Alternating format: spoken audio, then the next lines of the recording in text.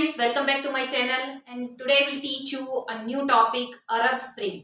ये 12th class में last year include हुआ था, तो ये आपका सेपरेट टॉपिक है जो आपकी बुक में नहीं मिलेगा। तो लेट्स स्टार्ट दिस टॉपिक। जो Arab countries, Middle East and North Africa, इनमें किस तरह से लोगों के अंदर अवेयरनेस आई, किस तरह से डिक्टेटरशिप गवर्नमेंट के अगेंस्ट हुए पीपल, क्यों हुए? क्योंकि वहां पर डिक्टेटरशिप इतनी ज्यादा स्प्रेड हो चुकी थी कि कॉमन पीपल के पास कोई राइट्स नहीं थे।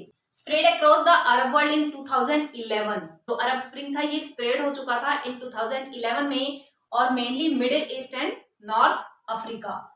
Originated in Tunisia in 2010 December, Tunisia country में 2010 में ऑरिजिनेट हुआ। आफ्टर दैट अनदर कंट्री में ये स्प्रेड हुआ। अरब स्प्रिंग है, इसको अनदर नेम से भी जाना जाता है। आप अगर कहीं ये वर्ड्स आपको दिखाई दे तो आप इनमें कंफ्यूज मत होना। First is Arab awakenings, Arab uprising and democracy upspring. ये 3 अनदर नेम है अरब स्प्रिंग के। It was a series of anti government protest, कि ये एक टाइप की सीरीज थी जो अरब स्प्रिंग चलाया गया। तो ये एक टाइप की सीरीज थी जिसमें कॉमन पीपल ने गवर्नमेंट के अगेंस्ट में प्रोटेस्ट किया। क्यों प्रोटेस्ट किया, क्या रीजन था उसका? क्योंकि जो वहां की गवर्नमेंट थी वो लॉन्ग टाइम से रूल करती आ रही थी और वो लोगों के ऊपर डिक्टेटरशिप कर रही थी, जिसके रीजन से कॉमन पीपल बहुत ज्यादा परेशान थे। उन्होंने प्रोटेस्ट किया और अगेंस्ट हुए गवर्नमेंट के और अरब स्प्रिंग को स्प्रेड किया। देन आते हैं इसके goals and objective. What is the main goal, main objective of this Arab spring या this protest? Everyone wanted a regime change and political freedom. हर पर्सन चाहता था कि जो ये रूल रेगुलेशन चल रहा है, जो ये रूलर इतने लंबे टाइम से रूल कर रहे हैं, ये चेंज होने चाहिए। इनकी जगह और बेस्ट गवर्नमेंट स्टैब्लिश होनी चाहिए और कॉमन पीपल को, हर सिटीजन को पॉलिटिकल राइट्स मिलने चाहिए। सेकेंड पॉइंट आता है, a wave of democracy has erupted and people wanted to raise their standard of living. कि जो डेमोक्रेसी है जो हर कंट्री में स्प्रेड हो चुकी है, उसी तरह अरब कंट्रीज में भी यहाँ पर डेमोक्रेसी स्टेब्लिश होनी चाहिए और कॉमन पीपल का लिविंग ऑफ स्टैंडर्ड है ये भी राइज अप होना चाहिए। क्योंकि कॉमन पीपल का जो लिविंग ऑफ स्टैंडर्ड है वो काफी डाउन है, उसका रीजन है डिक्टेटरशिप। अगर डेमोक्रेसी स्टेब्लिश हो जाएगी तो लोगों का जो लिविंग स्टैंडर्ड है वो अप हो जाएगा। नेक्स्ट पॉइंट आता है, transition from dictatorship to democracy. Main purpose of spring, यानी कि जो ये प्रोटेस्ट किया गया, कॉमन पीपल गवर्नमेंट के अगेंस्ट हुए, ये इसका मेन पर्पस था कि डिक्टेटरशिप से डेमोक्रेसी स्टेब्लिश करवाना, कि जिससे कॉमन पीपल को राइट्स मिल सके। They wanted better opportunity in education, development and employment. Her person चाहता था कि हम जो वर्क कर रहे हैं तो हमें बेटर अपॉर्चुनिटी मिले, कि जिससे हमारे जो एम्प्लॉयमेंट है वो क्रिएट हो और जो हमारा लिविंग स्टैंडर्ड है वो भी अप हो और हर पर्सन को जो उसके अंदर एबिलिटी है उसके अकॉर्डिंग वर्क मिले। और ये तभी पॉसिबल है जब कंट्री में डेमोक्रेसी स्टेब्लिश हो जाएगी। अगर इसी तरह डिक्टेटरशिप चलती रही तो कभी भी कंट्री में लोगों के फेवर में वर्क नहीं हो सकते। जो इतने लॉन्ग टाइम से अपना रिजिम बनाए हुए हैं, जो इतने लॉन्ग टाइम से अपने रूल रेगुलेशन चलाते आ रहे हैं, उनको इतना आसान नहीं है, इतना इजी नहीं है उनको उनकी पोस्ट से रिमूव करना। तो लोगों के अंदर जब प्रोटेस्ट की फीलिंग आई कि जिस तरह से इंडिया में ब्रिटिशर्स जब रूल कर रहे थे, तब कॉमन पीपल के अंदर ये फीलिंग आ गई थी कि हमें चाहे कुछ भी करना है बट इनको यहाँ से रिमूव करना है। तो उन्होंने प्रोटेस्ट करना स्टार्ट किया, मूवमेंट्स चलाए, तभी यहाँ से ब्रिटिशर्स गए थे। अगर मान लो इंडियन भी ये सोचते रहते कि ब्रिटिशर्स के पास तो पावर है और ये कभी भी यहाँ से नहीं जा सकते, तो आज हम जिस कंडीशन में हैं वो कंडीशन कभी भी नहीं होती और हम आज भी उन्हीं के गुलाम होते या उन्हीं के अंडर वर्क करते रहते। लेकिन लोगों के अंदर जैसे ही फीलिंग आई कि हमें अब इंडिपेंडेंट होना है, हमें ब्रिटिशर्स के अंडर में वर्क नहीं करना है, हमें मरना वैसे भी है और वैसे भी अगर हम प्रोटेस्ट करेंगे तो मे बी ये यहाँ से चले जाए। और ऐसा ही हुआ, जब कॉमन पीपल ने प्रोटेस्ट करना स्टार्ट किया तो ब्रिटिशर्स यहाँ से छोड़ के चले गए। जब लोगों के अंदर ये फीलिंग आ जाती है कि जो डिक्टेटर पर्सन है इसको इनकी पोस्ट से हटाना है, उसके लिए चाहे हमें कुछ भी करना पड़े, तो जो रूलर होते हैं, जो डिक्टेटर पर्सन होते हैं, उनको अपनी पोस्ट खाली करनी पड़ती है।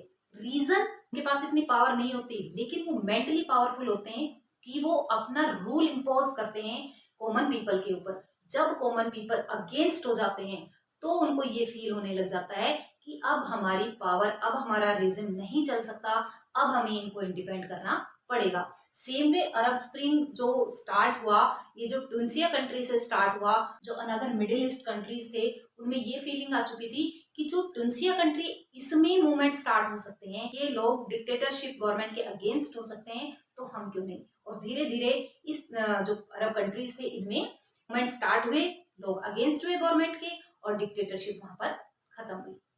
नेक्स्ट टॉपिक आता है रिगार्डिंग इमीडिएट कॉज, कि कौन से ऐसे कॉज थे कि जिससे अरब स्प्रिंग स्टार्ट हुआ।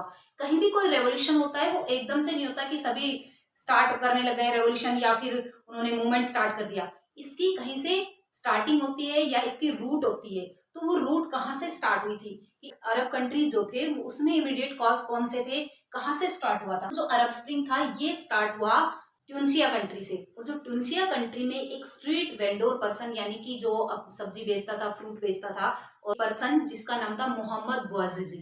तो मोहम्मद बouazizi जो स्ट्रीट वेंडर पर्सन थे, फ्रूट सेलिंग करते थे, वेजिटेबल सेलिंग करते थे, तो वो जहां पर बेचने का काम कर रहे थे वहां पर पुलिस आती है, उसके साथ मिसबिहेव करती है और कहती है फाइन पे करो। उसने कहा ठीक है मैं फाइन पे कर दूंगा, बट मैं अभी नहीं कर सकता, मैं बाद में आपका फाइन पे कर दूंगा। जब फाइन बनता भी नहीं था लेकिन उससे फोर्सफुली फाइन लेने के लिए कहा गया, तो उसने कहा कि ठीक है मैं फाइन पे कर दूंगा, लेकिन उसके साथ मिसबिहेव हुआ।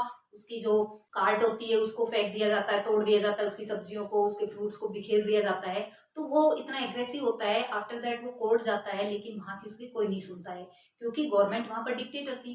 जो गवर्नमेंट पीपल थे वो सभी डिक्टेटर हो चुके थे।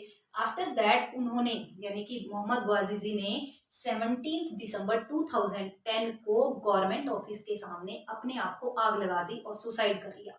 उसके सुसाइड के रीजन से ट्यूनिसिया कंट्री में एक इतना बड़ा मूवमेंट स्टार्ट हुआ, एक इंस्पिरेशन का काम किया इसने, कि लोगों के अंदर ये इंस्पिरेशन आ चुका था कि अगर मोहम्मद बouazizi के साथ हुआ ऐसा और किसी के साथ कभी भी हो सकता है। तो लोग अगेंस्ट हो गए गवर्नमेंट के, प्रोटेस्ट करने लगे, सड़कों पर उतर आए।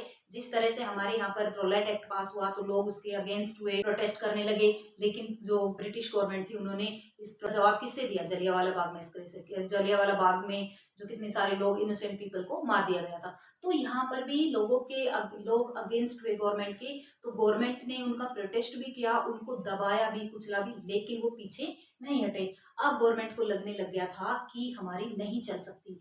जब कभी भी कोई वर्क होता है जो ओवर वर्क हो जाता है तो वो एकदम फ्लो हो जाता है। तो सेम वे वहां पर भी हुआ। इतने सालों से जो डिक्टेटरशिप चलती आ रही थी अब वो आउट ऑफ कंट्रोल हो चुकी थी। और वहां के लीडर जिन्होंने 23 ईयर तक रूल किया, उसका नाम था बैन अली, और उस बैन अली को अब रिजाइन देना पड़ा। रीजन क्योंकि अब उसके अगेंस्ट हो चुके थे लोग और इसको पता चल चुका था कि अब मेरी गवर्नमेंट यहाँ सेट नहीं रह सकती, और इन्होंने रिजाइन कर दिया।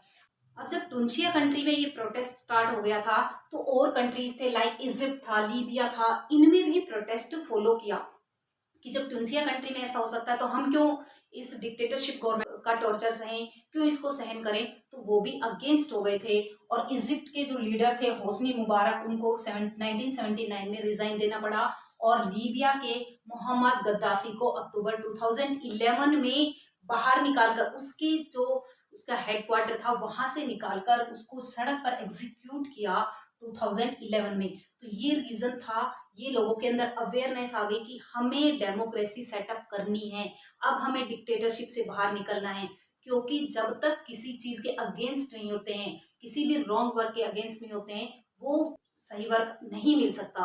तो कॉमन पीपल को इतना ज्यादा डिमोरलाइज किया जा रहा था, इतना उनको इतना ज्यादा टॉर्चर किया जा रहा था कि ये लोग एकदम परेशान होके और अगेंस्ट हो गए गवर्नमेंट के। और वो जो रूलिंग गवर्नमेंट थी उनको अपनी गवर्नमेंट से हाथ धोना पड़ा, यानी कि अपनी पावर को छोड़ना पड़ा, और उनकी जगह वहां पर डेमोक्रेसी सेटअप होने लगी। और ये जो रेवोल्यूशन है जो ट्यूनिसिया कंट्री में स्टार्ट हुआ, जिसको अरब स्प्रिंग कहा जाता है, इसको जैस्मिन रेवोल्यूशन भी बोला जाता है। आपका यहाँ से 1 मार्क्स का क्वेश्चन बन सकता है। 1 मार्क्स का क्वेश्चन बन सकता है कि कौन सा पर्सन था जिसने अपने आप को बर्न कर लिया था, अपने आप को आग लगा ली थी, तो मोहम्मद बouazizi। और अगर क्वेश्चन आता है आपका कि जो ट्यूनिसिया कंट्री था, ट्यूनिसिया कंट्री में 23 ईयर तक किसने रूल किया था, तो बैन अली ने। और उसने अरब स्प्रिंग के बाद इसने अपनी गवर्नमेंट को छोड़ दिया था, अपनी पावर से रिजाइन कर दिया गया था। इजिप्ट में होस्नी मुबारक का रूल रेवोल्यूशन चल रहा था, यानी कि इसकी डिक्टेटरशिप चल रही थी, इन्होंने 1979 में रिजाइन कर दिया था। जो लीबिया कंट्री के मोहम्मद गद्दाफी थे, जिनको एग्जीक्यूट किया गया सड़क पर लाकर, तो वो कहाँ पर था, लीबिया में, अक्टूबर 2011 में ऐसा हुआ। तो ये इमीडिएट कॉज था कि मोहम्मद बouazizi जिसने सुसाइड किया और लोगों के लिए इंस्पिरेशन का काम किया। तो ये रेवोल्यूशन ट्यूनिसिया से स्टार्ट होकर किस तरह एक फ्यूल का वर्क किया और सभी अरब कंट्री में स्प्रेड हो गया। ये वाला टॉपिक आपका न्यू ऐड हुआ था लास्ट ईयर, इसकी वीडियो मैंने आपके लिए बना दी है। अब जो न्यू और टॉपिक है उनकी भी मैं सेपरेट वीडियो बनाऊंगी। मिलते हैं एक नेक्स्ट वीडियो में एक नए टॉपिक के साथ, तब तक के लिए ओके बाय, टेक केयर।